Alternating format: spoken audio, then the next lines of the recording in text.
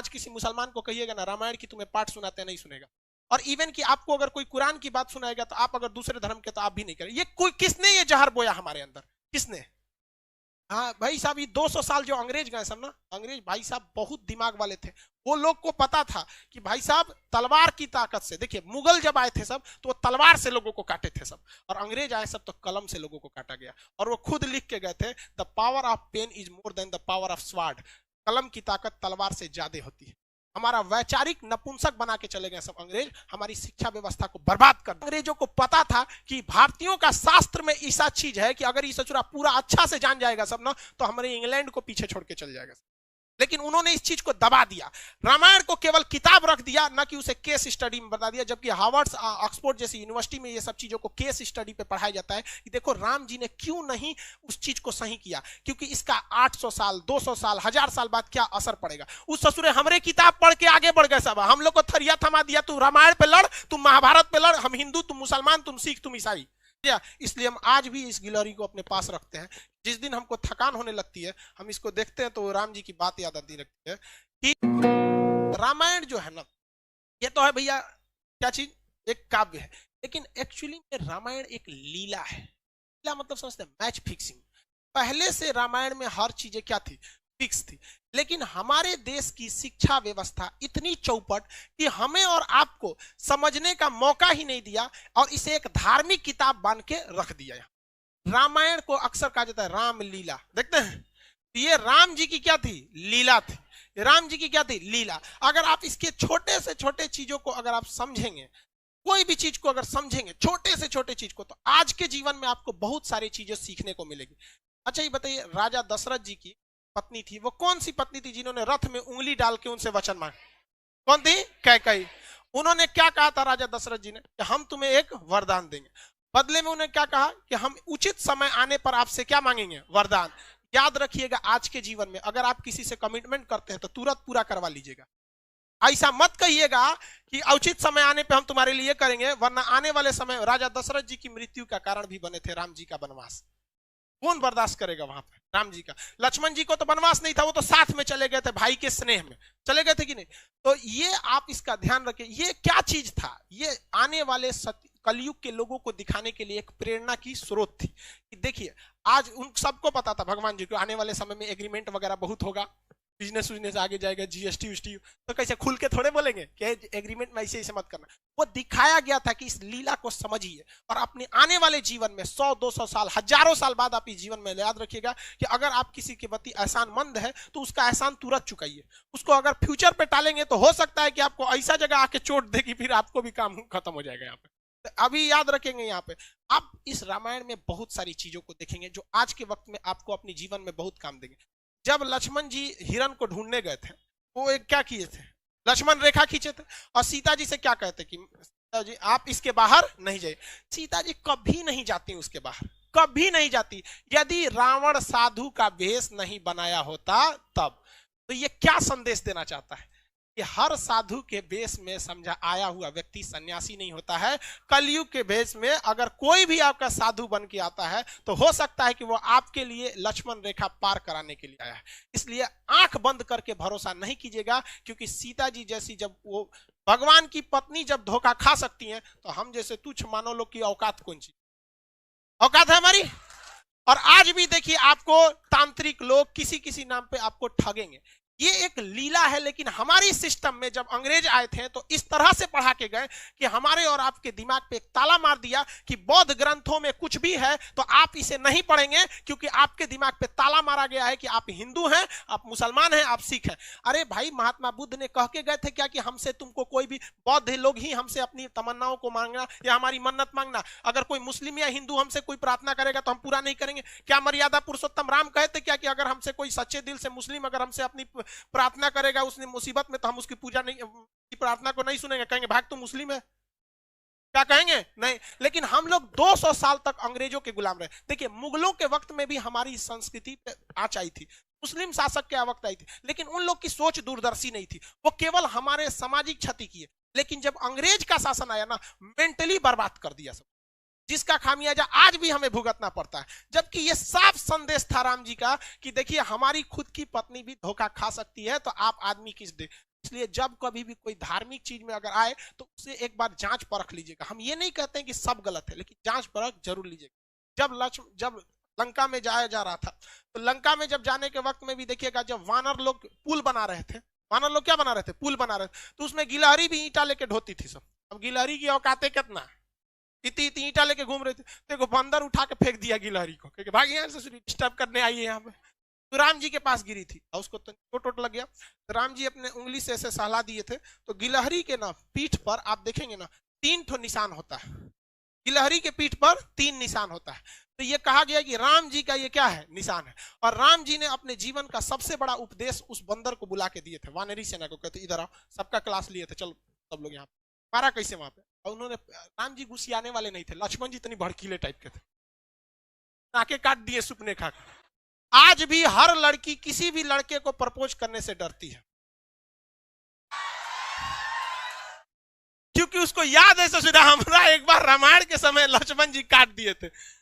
लड़का डरता है कि कहीं तमाचा मत मार दे, लड़की डरती है नकिए मत काट दे।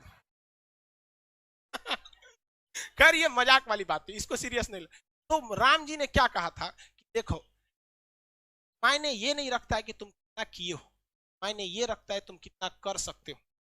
बंदर लोग जो है वानरी सेना, तुम्हारी क्षमता ज्यादा है, तुम बड़े बड़े पत्थर को उठा सकते हो, लेकिन गिलहरी ने उतना बड़ा पत्थर उठाया जितनी इसकी औकात थी। इसलिए अगर कामयाब होना चाहते हो तो ये मत सोचना आज के समय में कि तुमने कितना पढ़ाई किया, बल्कि अपने आप से पूछना कि आज हम कितना पढ़ सकते थे। समझ में गया? इसलिए हम आज भी इस गिलहरी को अपने पास रखते हैं। जिस दिन हमको थकान होने लगती है, हम इसको देखते हैं तो राम जी की बात याद आती रहती है कि ये मरा हुआ जिंदा इसमें रहेगा। हमको आज भी जब भी थकान होती है तो हम इसको देखते हैं, याद आती है कि जिंदगी में ये मत सोचना तुमने कितना किया, सोचना कि तुम कितना कर सकते थे। समझ में आया कि नहीं? तो पहला आपने ये देख लिया। उसके बाद आपने देखा कि लक्ष्मण जी को क्या लग गया था?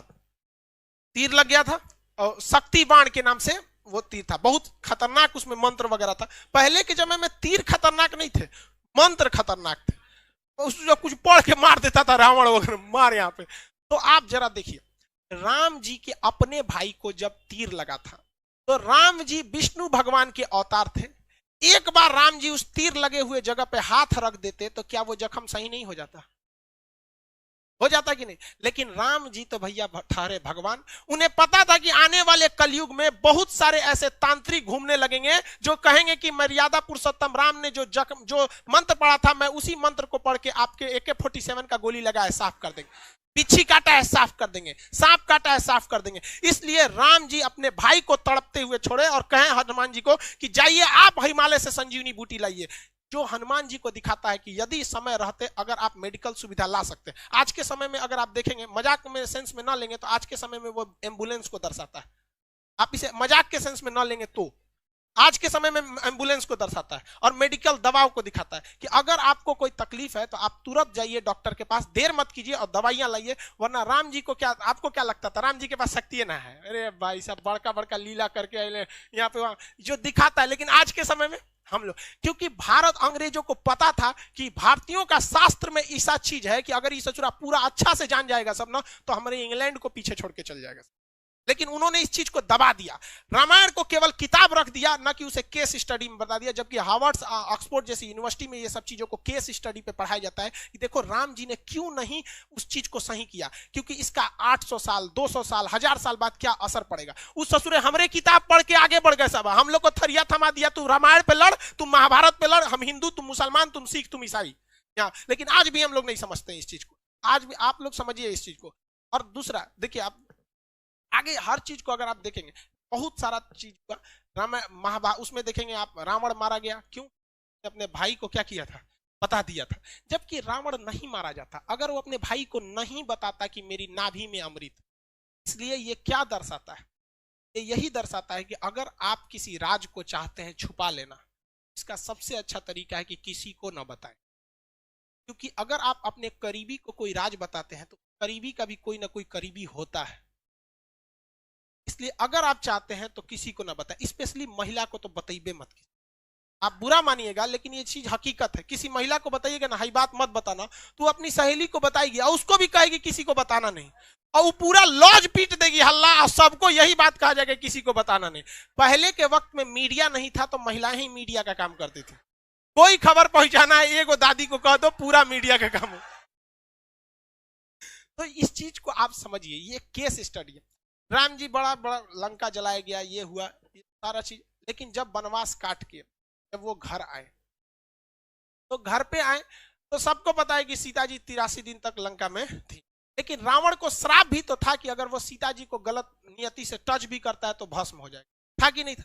पूरी दुनिया जानती थी कि सीता जी एकदम पवित्र है। लेकिन जब वो अयोध्या पहुंची तो राम जी लोगों ने सवाल उठा दिया कि सीता जी को अग्नि परीक्षा देनी पड़ी। सवाल उठाया गया था कि नहीं उठाया? तो राम जी कभी नहीं चाहते थे कि वो अपनी पत्नी को, जगत जननी मां सीता को, वो अग्नि परीक्षा में बैठाएं। लेकिन समाज में आकर उन्होंने कहा कि 90% लोग को विश्वास है कि सीता जी क्या है, एकदम पवित्र है। इवन कि अशोक वाटिका में रावण रखा था तो उसके अंदर भी बहुत ज्यादा इंसानियत थी। और कहा भी, मतलब एक रावण के, बहुत से लोग रावण की इंसानियत को भी कहते हैं और कहते भी है कि सीता जी को पवित्र लौटाया गया था। तो ये राम जी की मर्यादा, राम जी की बहादुरी तो थी ही, लेकिन इससे कहीं ज्यादा रावण की इंसानियत भी थी।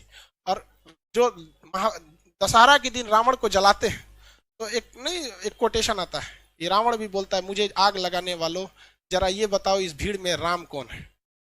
लेकिन हम लोग दशहरे में उस रावण को जलाते हैं। हकीकत देखिएगा तो उससे नीच और आदमी आज हम लोग बन के बैठे। हम लोग से कहीं ज्यादा इंसानियत उस रावण में था उस वक्त में।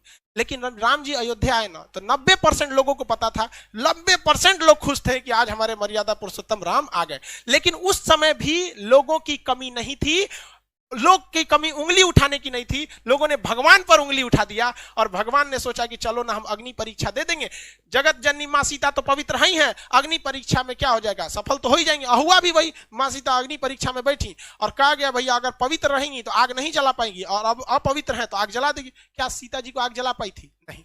लेकिन हुआ क्या उसके बाद, जब सीता जी आई तो रो दी। दुनिया से मतलब नहीं था, ये राम जी आपसे मतलब था। राम जी आपने ही जब हम पे कह दिया अग्नि परीक्षा के लिए तो ये दुनिया मेरे किसी काम के नहीं। वो धरती माँ से जन्मी थी और धरती माँ में समा गई। जो क्या दर्शाता है कि जीवन में आप कितने भी बढ़ जाइएगा लोग आप पे उंगलियां जरूर उठाएंगे। जब राम जी को नहीं छोड़ा लोगों ने उंगली उठाने में तो हमारी और आपकी क्या औकात है। और ये यही बताता है कि राम जी अगर उन 10% लोगों को डांट देते ना, चल भाग यहां से, तो मां सीता को अग्नि परीक्षा नहीं देनी होती। लव और कुश को छोड़कर मां सीता कभी नहीं जाती, बचपन में बेचारे रोते रह गए। इसलिए अगर 2 कौड़ी के लोगों को अगर खुश करने के चक्कर में रहेंगे तो आपका अपना जीवन बर्बाद हो जाएगा। राम जी का पूरा परिवार बर्बाद कर दिया इन 2 कौड़ी के लोगों ने यहां पर। इसलिए जीवन में याद रखिएगा, जब भी आगे बढ़ेंगे लोग आप पे सवाल उठाएंगे। लेकिन हमारे अंग्रेजों ने ये बर्बाद कर दिया। आज किसी मुसलमान को कहिएगा ना रामायण की तुम्हें पाठ सुनाते, नहीं सुनेगा। और इवन कि आपको अगर कोई कुरान की बात सुनाएगा तो आप अगर दूसरे धर्म के तो आप भी नहीं करेंगे। ये कोई किसने ये जहर बोया हमारे अंदर, किसने? हाँ भाई साहब, ये 200 साल जो अंग्रेज गए सब ना, अंग्रेज भाई साहब बहुत दिमाग वाले थे। वो लोग को पता था कि भाई साहब तलवार की ताकत से, देखिए मुगल जब आए थे सब तो वो तलवार से लोगों को काटे थे सब, और अंग्रेज आए सब तो कलम से लोगों को काटा गया। और वो खुद लिख के गए थे, the power of pen is more than the power of sword. कलम की ताकत तलवार से ज्यादा होती है। हमारा वैचारिक नपुंसक बना के चले गए सब अंग्रेज, हमारी शिक्षा व्यवस्था को बर्बाद कर दिया। और इससे लड़ने का काम किया था राजीव दीक्षित ने, और इसमें किसी न किसी की चाल थी जिन्होंने राजीव दीक्षित को आकस्मिक मृत्यु कर दिया और जो हमारी वैचारिकता को एक ग्लोबल लेवल पर ले जा रहे थे। तो खैर आप भी समझते हैं, इस सब चीज में मत पड़िएगा, धार्मिक चीजें गलत होती है। लेकिन हम लोग इसके शिकार हुए हैं, हम लोग को शिकार बनाया गया है ये अंग्रेजों ने। सज्जनों को समझ में नहीं आता, धीरे धीरे विकास होगा। लेकिन आप अगर समाज को देखेंगे ना तो समाज का एक ऐसा हिस्सा है जो अब इस सब चीजों से हट रहा है। उसे नहीं मतलब है कि धार्मिक चीजें क्या है, हिंदू सिख ईसाई क्या है, वो अब इंटेलेक्चुअल पे जा रहा है। लेकिन समाज का एक हिस्सा ऐसा भी है जो ससुरा इसमें और ज्यादा क्या होते जा रहा है, बनते जा रहा है। अगर आप पढ़े लिखे हैं आप इस चीज को समझिएगा। तो रामायण क्या है, एक तरह की लीला है जो बताता है कि भाई साहब आप सबको संतुष्ट नहीं कर सकते।